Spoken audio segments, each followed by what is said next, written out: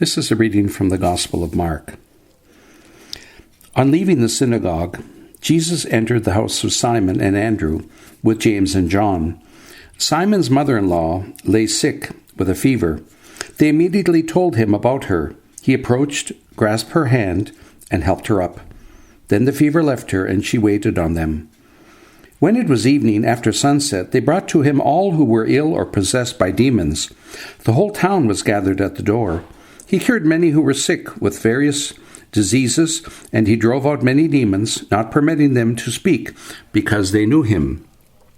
Rising very early before dawn, he left and went off to a deserted place where he prayed. Simon and those who were with him pursued him, and on finding him said, "Everyone is looking for you." He told them, "Let us go on to the nearby villages, that I may preach there also. For this purpose have I come." So he went into their synagogues, preaching and driving out demons throughout the whole of Galilee. The Gospel of the Lord. I remember in grade school, when our books were on stone tablets, we had a series of books called Think and Do.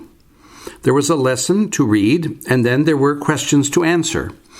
Of course, if one did not read carefully the lesson, the answers were incomplete, plain wrong. Sometimes in life, we get this mixed up, and we want to do before we think. We often live hectic lives, and we rush through things. We live in a world where things are available automatically, like just add water and stir. I thought of these books when I read the Gospel of today, because Jesus shows us the power to think, or in this case, pray, before we do. For his preaching and healing ministries, we see him going off to a quiet place, even sometimes in a boat or a high mountain, to pray, to continually seek out the will of his Father. Before important decisions, like the choice of the apostles from among the many disciples, he prayed. Then he acted, as in today's Gospel, healing Peter's mother-in-law. Despite what some people may think, this was not the reason why Peter denied Jesus 3 times.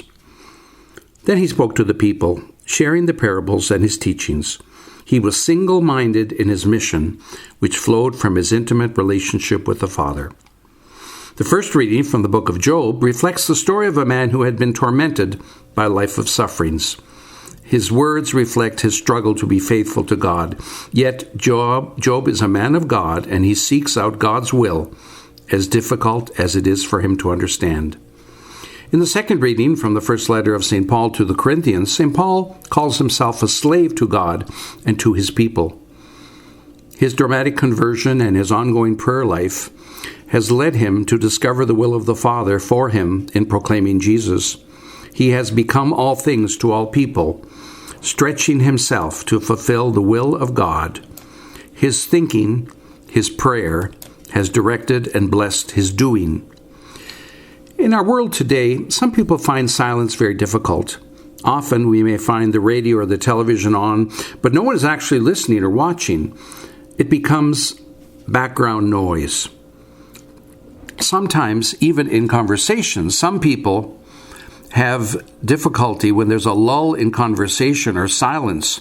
Maybe they feel it is threatening, and so they prefer to fill it with chatter and with nonsensical things.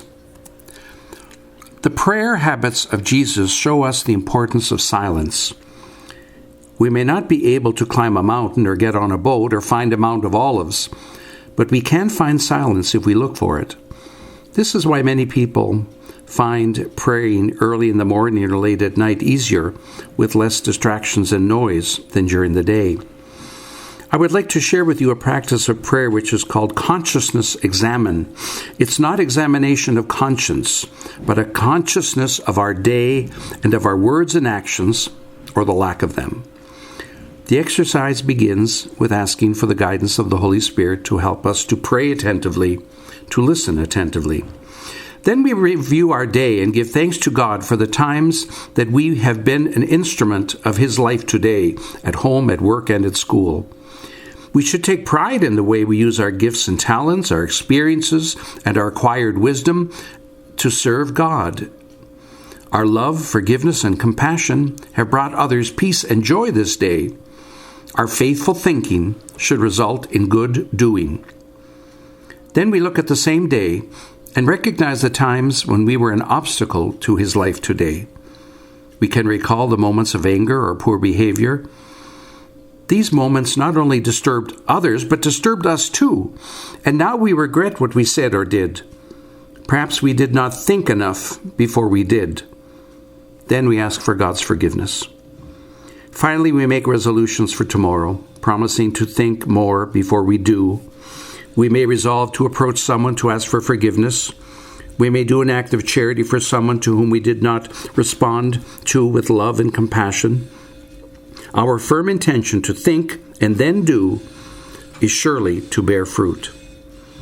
I've been using the Consciousness Examen for about 50 years now, and I don't have it all together all the time. I find at the end of the day it helps me to evaluate my day in relation to Jesus and doing the will of God, and to prepare myself to repair any damage I have done during the day. It asks for an act of humility, hoping to curb poor doing before it becomes humiliating. Let us reflect this week on thinking and doing, and let us listen in silence to the voice of God.